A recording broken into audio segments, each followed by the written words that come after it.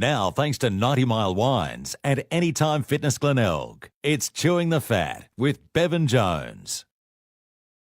Well, g'day and welcome to another edition of Chewing the Fat. Today we're down at the Pullman Hotel and I'm joined by royalty, one of Australia's best comedians. He's a multi-award winning comedian as well. Harley Breen, great to have you on Chewing the Fat, mate. Thanks, mate. Thanks for having me. Mate, you're over here at the moment for your show, Not Quite Right. It's killing it around Australia at the moment. You're selling out venues and you're here tonight at the Bar Hotel, so get on down and check that one out. Talk to us about the show. What can we expect to see? Well, it was kind of just a return to doing live stand-up because I've just come off doing my very first TV show of my career. Been on TV before, but this one's mine, which was called Taboo. And so I kind of wanted to get back out and just do live and also talk about that experience. And so I've bookended my live show with what the whole process of Taboo was like. The pitch, how I found out about the subject matter I was having to write stand-up about, some of the jokes that didn't make the edit, and then I talk about some travel stories because I'm on the road all the time, and so I've got some fun stories in there about taking a car drive into the countryside with my wife and toddler and running out of fuel because I'm an idiot, and also a trip to Russia. Which was amazing, and then a trip to Las Vegas as well. And then at the end, I talk about some constructive feedback that people gave me for Taboo that I didn't ask for, but they give it anyway. Yeah, that's right. That's just people, isn't it? So, yeah, totally.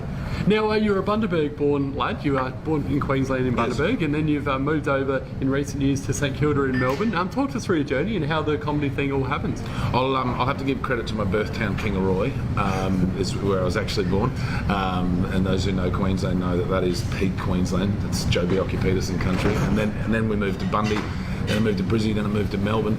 And I guess stand-up for me was a sort of a response to wanting to be an actor and finding it very hard as a sort of end of my teen years into my early 20s, trying to find work in Australia remains to be quite difficult for actors. And so I was trying to get some experience, and I had got that desperate. I was going to try and get on at theatre restaurants. You know you're desperate when you're trying to work at theatre restaurants. All respect to people who... At the night train and that sort of thing? Or Yeah, things like that. And in the same section of the Yellow Pages, the Sit Down Comedy Club in Brisbane was listed in the theatre restaurant section, and I was like, oh yeah, I'll give stand-up a crack. Just turned up, did it at their open mic night, loved it, and haven't stopped. Love it. What do you love most about being a stand-up comedian? I guess what are the challenges of it? Oh, what I love most is the immediacy of the art form. Your feedback is now. So if you're funny, you know immediately, and if you're not, you really know immediately. And it's a great way, because I do a lot of writing on stage. Like I know what I'm going to say. I'm not an improviser, but when you're working into a live crowd, even like yesterday, I did a gig out in the Barossa. I could just sense that there was some moments in that audience, that there was some stuff I had coming up in my head. I'm like, it's too long form. They've been drinking too long, and so you're starting to edit as you're going, and I love that about it. And that I get to just tell my story and talk from my perspective. What I don't like about it is the relentless roller coaster of finance. You know, it's feast or famine. You're up and you're like, yeah, and you're buying bloody, top shelf 20-year-old whiskey, and then the next minute you're like, just scraping coins together so you can afford a pot. Clearly, my priorities are alcohol. Yeah, so you've gone from basically like a West End draft in Adelaide to 1 minute, and then off to like Little Creatures the next minute when you've got a few dollars coming through. And then down to the Lark Distillery in Tasmania, behaving like an idiot. Oh, it's very interesting. And in terms of your show Taboo, for those people that haven't heard anything about that, sort of tell us more about the show. I mean, I love it myself personally, but some people want to know what it's all about. So Taboo, essentially what it is it's a documentary. It's not a comedy. It's in the category of documentary. I go away with on a holiday with 4 people from a particular minority, and I facilitate their story in asking questions and finding out some of the struggles they're having or their unique perspectives on life. And the subject matters of those minorities were terminal illness, physical disability, mental illness, and racism. Then I would write stand-up comedy about them and their experiences and perform it in front of them and their friends and family. And on paper, it's the stupidest idea. You're like, absolutely not. What network would ever put that to air? But I think in reality, and I'm saying this with complete humility because, as I've said many times, the only thing I don't like about this idea is it's not my idea. On paper it doesn't make any sense, but actually it's a perfect idea and it's a perfect way, and I say that again with humility, to get people's stories told, because some of them are really hard, some of the stories are really tragic, and some of them, and what tragedy needs is comedy. You know, and that's why comedy exists, because comedy it's comic relief for a reason. So even though those 4 stories, for instance, in the terminal illness episode, that's hard subject matter. Those 4 people are going to die. So are you, by the way, so am I. Yeah. We're not unique in that way. Yes. But that doesn't mean there's not comedy within those stories. And those people, those 4 people, Matt, Michael, Nicole and Lauren, helped me find the comedy in their stories. And yeah.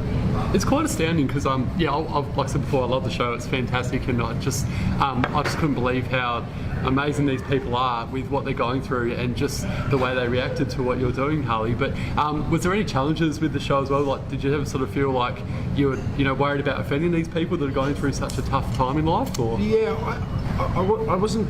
Because the format is you go away on holidays, we're away with each other for 5 days, and I challenge anyone to go away with somebody for 5 days, live in a house with them, eat every meal with them, have drinks with them, and not have some sort of bond. So I'd got a sense of who they were, and I wasn't worried about offending them at all, because it wasn't what I was trying to achieve. I wasn't trying to achieve offence, I was trying to achieve humour and laughter. I was worried about offending their nearest and dearest. Yeah. Because I hadn't bonded with them, I hadn't got their consent, I hadn't met them, and these, again with the terminal illness episode, their mums and dads and their wives and husbands, they're living with this grief from a different perspective of going to lose somebody, and so it's almost like they're not at this point yet to find it funny, whereas the participants are like, yeah, but it's happening.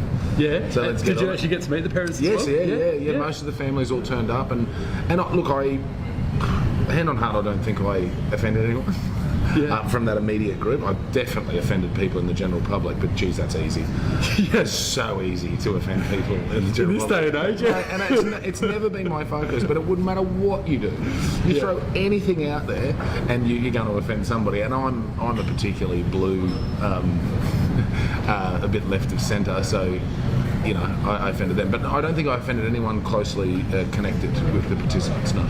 I love that about you as well, Harley, because we do live in a world where it's just so politically correct now, and the fact that you're like just, you've got that different side of you, which, I think it's fantastic. So, thanks, mate. Yeah. On that line of political correctness, I think a lot of people, usually straight white males, get hung up about, it's all politically correct now. It's like, well, it's not. You just got to find a different angle. You've got to find a different way to get around it. I think, society shifts and says that we now don't tolerate some of the things that used to be okay to say back in the 70s and the 80s and the 90s, and now we're saying, well, that's not okay. And so then people will go, oh, it means I can't say anything anymore. Yeah, you can. Just be smarter about the way you want to say your stuff, and what's the purpose and the reason for wanting to say it. And so there's no rules in comedy, but I impose rules on myself, and I try as best I can to do something that's called not punching down. So my position of privilege is up here. My position of privilege is at the top of the pops, mate. Like I'm straight, white, able-bodied male. And you've got a quick cracking moustache as well. So if I'm not going to punch down, it means I don't punch anyone below my level of privilege, which means I can't punch up because there's no one above me. So I'm just going to do this a lot. And so that was a challenge. You look at the racism episode. It's like, how do I navigate these stories? And so I just tried to do it from a perspective of white naivety. It's like, I don't know what your life's like, and explore their story that way. That's brilliant. No, I love it. Now, we spoke before off air about last year you were in Russia for the World Cup, which had been an amazing experience. And, yes. Tell us how this all came about and what that was like. Well, basically, I was in the middle of the festival season last year. You come through Adelaide and Brisbane and Melbourne, do all the different fringes and that. And my agent turned up one night and said, oh, hey, we've got this request through to gauge your interest, whether or not you'd be interested in going to Russia to support the Socceroos for the World Cup. I was like, I love golf. Which is my level of understanding of football. I mean, I used to play it when I was a young fellow. I played soccer, but I don't, like, I'm not an avid fan. I don't follow it. But of course, the World Cup is such a massive event. It's the biggest sporting event on the world calendar. And Russia's a country I always wanted to go to. And basically, the brief was that we were going to film social media content, just sort of in support of the Socceroos and their World Cup campaign, and so I got that opportunity. So we followed the team through all 4 of their games. I got to go to all 4 of their games. It was excellent. Oh, amazing. Yeah, it was wonderful. Great experience. An amazing country. I mean, I saw the country through, I think, a very different eyes, because it's the World Cup, so everything was cleaned up and, you know, everything's pushed out. You know, there was no poor people anywhere. I'm like, where are all the poor people? Oh, yeah, it's the World Cup, which, you know, and no judgment on Russia, but Australia did the same thing for the Sydney Olympics. Poor people were literally just shipped out of town, so you didn't see them. It's just sort of a horrible part of big sporting events. So, you know, everyone was on their best behaviour is the point. So I got to see it through a sort of a different kind of lens. But all in all, it was a pretty amazing experience. And you mentioned before as well that you grew up as a big league fan. You played a bit of rugby league as a kid, and next year it's going to be the first ever game of State of Origin in South Australia, and it'll actually be game 1 as well, funny enough. So what do the Queensland and New South Wales people think of that? It'll be interesting because, again, I haven't. I played rugby league from when I was probably about 10 to 15, and then, like, I haven't really followed that either. But I've got some very close mates that are just tragic rugby fans, and even more so tragic State of Origin fans, and look, it's really hard for me to give my opinion, because from my perspective, what an excellent idea. As if you wouldn't bring that game. It's a great game of sport, regardless if you're into it or not. It's huge audiences, going crazy, passionate. This is a great city. Why wouldn't you have it in it? But I can imagine there'll be some diehards. Yeah. Oh, bullshit. Why is it in Adelaide? Adelaide don't even play rugby league.